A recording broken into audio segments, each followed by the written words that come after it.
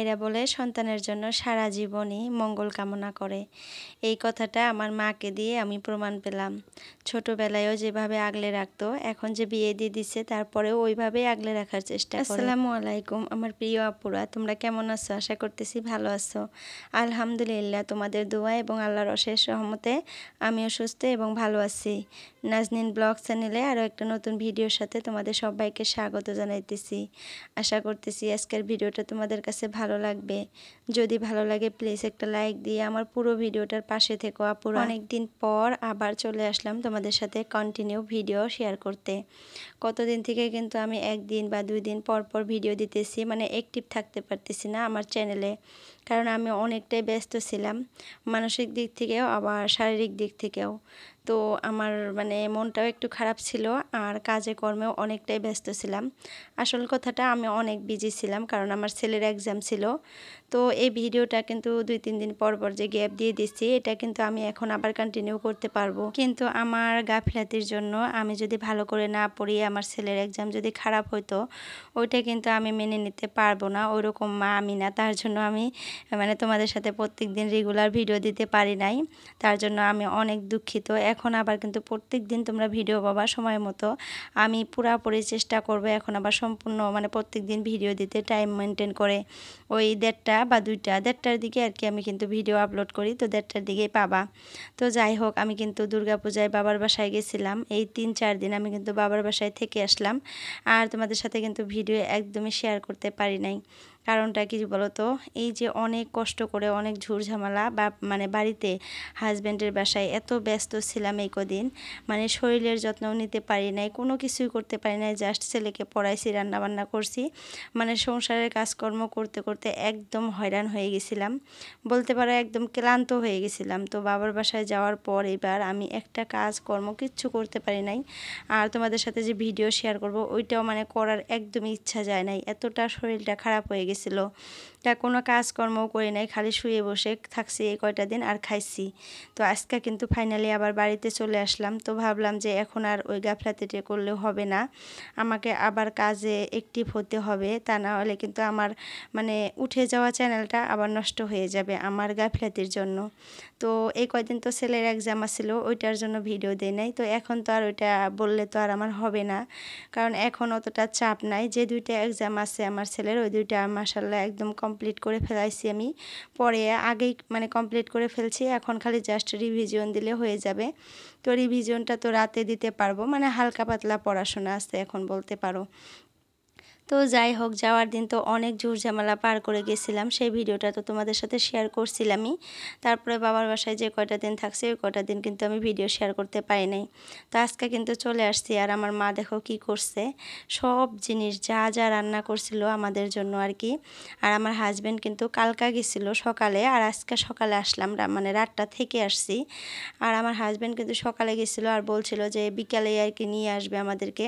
তো যখনই আমরা রেডি হব আর কি, ওই সময়ই আর কি অনেক বৃষ্টি চলে আসলো আর সন্ধ্যা হয়ে গেছিল। তো আমার মা বলল যে রাতও হয়ে গেছে, বৃষ্টিও চলে আসছে, আর পূজার লাস্ট দিন ওই দিন মানে পূজা ভাসাবে, দুর্গা পূজা আর কি, মূর্তিটা যে ওইটা ভাসায়া দিবে সেদিন। তো মা বলল যে দিনটাও অত ভালো না, রাতটা থেকে সকালে গেলেই হবে। তো তার জন্য কিন্তু সকালে চলে আসছি আমরা। আর আমার মা যত কিছু রান্না করছিল আমাদের জন্য সব কিছু দিয়ে দিছে, একটা জিনিস রাখে নাই। আর আমার বিয়ে হয়েছে থেকে এরকম করে, আমরা যে আমার হাজব্যান্ড যে এখান থেকে জিনিসগুলা নিয়ে যাবে তাদের জন্য আর কি, ধরো ওই যে কতগুলা জিনিস নিয়ে যায় না, ফল পাকড় বা ওরকম বিস্কুট ভুজিয়া, এই জিনিসগুলা কিন্তু জামাই হিসেবে নিয়ে যায়, মিষ্টি টিষ্টি। তো আমার মা কী করে বলেন তো, আমার এই জিনিসটা খুব খারাপ লাগে।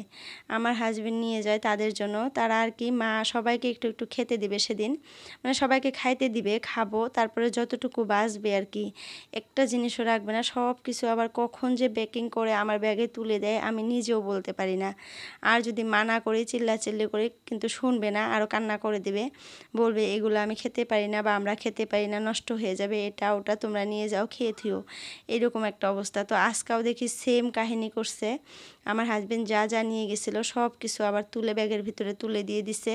তারপর আমাদের জন্য যা যা রান্না করছিল, বিরিয়ানি, পিঠা, তারপরে মাংস, সব কিছু একটু একটু করে, মানে একটু একটু করে না সম্পূর্ণটাই দিয়ে দিছে এবার। আর আমার ভাইও কিন্তু সকালেই চলে গেছে তার হোস্টেলে, মানে সে তো গুয়াহাটিতে থাকে তোমরা জানোই। তো ওকে তো দিতে পারে নাই, ও ট্রেনে গেছে আর ও নেয় মাংস টাংস ওগুলো নিবে না, বলছে বলে যে যাই আমি রান্না করে খাবো। তো আমাকে সব কিছু দিয়ে দিচ্ছে। তো এখন কিন্তু খুব তাড়াতাড়ি করে ঘরের কাজকর্মগুলো গুছিয়ে নেব, কারণ দুপুরে আবার আমার রান্না করতে হবে। তার জন্য কিন্তু তোমাদেরকে আমি ওগুলা ভালো করে শেয়ার করতে পারলাম না। একটা একটা করে যে খুলে তোমাদেরকে দেখাবো আমার ওই সময়টা এখন নাই, কারণ অনেক তাড়াতাড়ি করেই কিন্তু আমি ঘরের কাজগুলো করে নিতেছি। আর যেহেতু 5টা দিন বাড়িতে ছিলাম না, তারপরে এসে দেখি ঘরের যে অবস্থা করে রাখছে আমার হাজবেন্ড, কি বলবো, তোমরা তো দেখতেই পারতেছো, একদম নোংরা করে ফেলছে। আর আমি যে ব্যাগের মধ্যে কতগুলা কাপড় চোপড় নিয়ে গেছিলাম, ওগুলো একটা একটা করে খুলে খুলে সুন্দর করে জায়গায় রেখে দিলাম।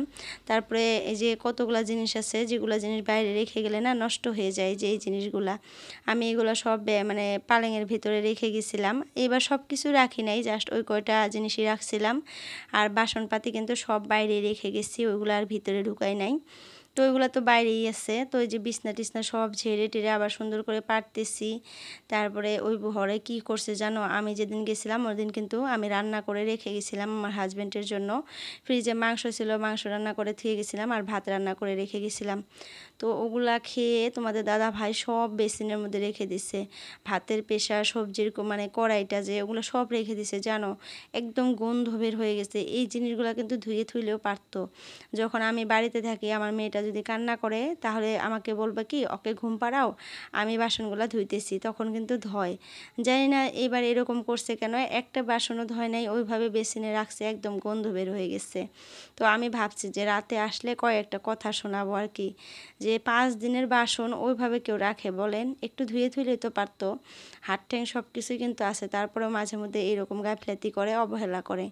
তো যাই হোক ওগুলো আবার ধুবো, এখন গন্ধ বের হয়েছে। আমার ধোয়াটা বেশি বড় কথা না, আমি অনেক বাসনপাতি ধুইতে পারবো, কিন্তু এত পরিমাণে গন্ধ বের হয়েছে, মানে ভাতের প্রেসারে ভাত আসছিল একটু, ওগুলা পচে একদম গন্ধ বের হয়ে গেছে। ভাতের প্রেসারটা যে একটু ধুয়ে ভাতগুলা ফালাইয়া দিয়ে ধোবে, ওইটাও হয় নাই। তো রাগ উঠবে না বলেন, অনেক রাগ উঠে গেছে আমার। তো আসার পর কয়েকটা কথা আজকে বলবো রাতে, এখন তো আর আসবে না, দুপুরে আসবে, খাবে, চলে যাবে, তখন আর বলবো না, রাতে বলবো ভাবছি। তো কাজের জন্য কিন্তু সারাদিন অনেকেই ব্যস্ত থাকে, তো এখন আর এগুলা কথা বলে তার ব্রেনটা বা মেন্টালিটিটা নষ্ট করে দিতে চাই না, মানে মাথাটা নষ্ট করতে চাই না। তো যাই হোক, এই যে দেখো এই যে বাসনগুলো দেখছো, কড়াইটার মধ্যে মাংস রান্না করে থুয়ে গেছিলাম, হয়তো গরম করছে আর খাইছে, তলে একদম লেগে ধরছিল। তো আমি কিন্তু আইসাই পানি দিয়ে এইভাবে ভিজিয়ে রাখছি। আর প্রেসারের ভিতরে অনেকগুলো ভাত আসছিল, গন্ধ বের হয়েছিল, ভাতগুলো সব মানে বাইরে ফালাইয়া দিয়ে আসলাম। দিয়ে এসে তারপরে যে পরিষ্কার করে তারপরে যে ঘষে রসে ধুয়ে নিতেছি। আর এই বাসনগুলো সব রেখে দিছে, চা করে খাইছে। তো এই অবস্থা দেখছো। ছেলের যদি কালকে এক্সাম না থাকতো আমি আরও কয়টা দিন থাকতাম, কিন্তু এই একটা পরিস্থিতি, মানে বন্ধ শেষ হওয়ার দিনই এক্সাম শুরু, আবার 2টা এক্সাম আছে, যে ওই 2টা আসলে এক্সামগুলো আমার ছেলের কিন্তু পূজার আগে শেষ হয়ে যাইতো। এই যে আমাদের যে মানে কি বলবো, গায়কটা যে মারা গেল জুবিন গার্গ, তো যার জন্য কিন্তু এক্সাম পিছিয়ে দিচ্ছে। তো যার জন্য দেখো এক্সামে যে পূজার পরেও আবার এক্সাম আছে, সবার ক্ষেত্রেই কিন্তু এরকম হয়েছে, খালি আমার ছেলের না। আর এই যে দেখো একটা অবস্থা, একটা জিনিস তোমাদেরকে দেখাই, আমার দেখে একদম বমি পাইতেছে। এটা কি হয়েছে জানো, ফিল্টারের ভিতরে আমি যাওয়ার দিন পানি দিয়ে গেছিলাম, তারপরে হয়তো তোমাদের দাদাভাই পানি ফিল্টার থেকে খায়ও নাই, আর ফিল্টারে পানিও দেয় নাই, আর ও কিন্তু দেয় না, এটা আমি দেই, আমি বের করি, আমি খাই। তো ওকে আমি বলেও যাই না, এটা ওরও দোষ না। তো যাই হোক, এটার ভিতরে দেখো পিঁপড়া একদম বাসা করে ফেলছে, এইরকম অবস্থা করছে। খোলার পরে দেখতেছি একদম পিঁপড়া দিয়ে ভর্তি হয়ে গেছে, এরকম করে জ্বালায় জানো, পিঁপড়া বলো, ইঁদুর বলো, চিকা বলো, সব কিছু আমাদের ঘরে এত অত্যাচার করে। মানে টিকটিকি যে বলে জেঠি, ওইটা, তারপর পৈতাছড়া, সব কিছু একদম আমার কেমন যে লাগে, মাঝে মধ্যে লাগে যে এগুলা সব যদি আমি মেরে ফেলতে পারতাম, মানে ঘৃণা লাগে, অনেকই ঘৃণা লাগে। তো এত পরিষ্কার করে রাখার পরেও কিন্তু মাঝে মধ্যে দেখি এরকম একটা অবস্থা হয়ে যায়। তো ফিল্টারটা পরিষ্কার করে ঘষে টষে ধুয়ে তারপরে আবার পানি ভর্তি করে দিলাম। আর আইসাই না আমি মেশিনের ভিতরে, হয়তো তোমরা ভিডিওতে দেখছিলাও, অনেকগুলা কাপড় ছিল, আমি পরে আসছি, মেয়ে ছেলে তোমাদের দাদা ভাই। আবার ঘরে আইসা দেখি তোমাদের দাদা ভাইয়ের অনেকগুলা কাপড় মানে নোংরা হয়ে আছে, হয়তো মেশিনে দেয় নাই। তো সবগুলা কাপড়ে দিয়ে দিছিলাম, সবগুলা কাপড় হয়ে গেছে, ধুয়ে দিলাম, মেশিন থেকে বের করে শুকিয়ে দিলাম। আর এই পাশে চলো তোমাদের সাথে গাছগুলা শেয়ার করি। অনেক দিন পর গাছগুলাকে দেখতেছি, আমিও এখন দেখতে আসছি আর তোমাদের সাথেও এখনই শেয়ার করতেছি। তো যাই হোক, গাছগুলা ঠিকই আছে, কিন্তু একটা ঘটনা এখানে হয়েছে। আমার এখানে গাছ আছিল 4টা, তো একটা গাছ যে কে তুলে নিয়ে গেল জানি না, 3টা গাছ আছে। এটার ভিতরে কিন্তু ছাগল ঢুকলে খাবে কিন্তু তুলবে না। তো যাই হোক, 3টা গাছ আছে, একটা গাছ নাই, জানি না কে তুললো কি সমাচার। আমি কিন্তু 4টা গাছ রাখছিলাম। তো যাই হোক, 3টা গাছ তো আছে, তারপরে আলহামদুলিল্লাহ আছে যে ভালো আছে, মাশাল্লাহ। তোমাদের দোয়ায় কিন্তু গাছগুলো সবগুলো সুস্থ আছে, ভালো আছে, কিছু হয় নাই। তো আমি কালকা নলে পরশুদিন আর কি এই গাছের মধ্যে জাংলা দিব, মানে উপর দিয়ে যে জাংলা দেয় বাঁশ দিয়ে, ওইটা দিব। গাছগুলো যেহেতু ঠিকই আছে, তোমাদেরকে কিন্তু বলছিলাম আমি যে গাছগুলো যদি ভালো থাকে গাছের উপরে আমি জাংলা দিব আইসা। তো কালকা দিব, নাহলে পরশুদিন দিব আর কি।